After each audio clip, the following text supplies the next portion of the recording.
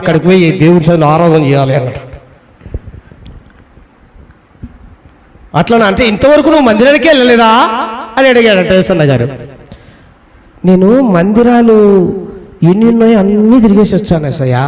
యేసన్న గారు అన్నాడట, అన్నీ తిరిగేసి వచ్చాను, ఆ మందిరకు పోయినాను, ఈ మందిరకు పోయినాను, ఈ మందిరకు పోయినాను, ఈ మందిరం అన్ని మొత్తం టోటల్గా అన్నీ చెప్పాడంట. అయితే ఒరే బాబు, నాకు తెలిసిన ఒక మంచి సంఘం ఉందిరా, మందిరం ఉందిరా, అయితే నీకు చెప్పండి రా అన్నాడట. అయితే నీకు చెప్పండి. ఏం యేసన్న గారు, నేను పోతాయా అక్కడికి మంచి మందిరానికి నేను పోతా. వద్దురా, నువ్వు పోతే ఆ మంచి మందిరాన్ని కూడా చెడగొడతావు,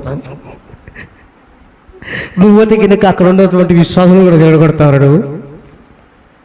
ఎందుకంటే నువ్వు గాలియోడు తిరిగినట్టు మొత్తం అన్ని మందిరాలు తిరిగి వచ్చినావు, ఆ మందిరం పోయిన తర్వాత నువ్వు అక్కడే ఉంటావని గ్యారెంటీ ఉంది.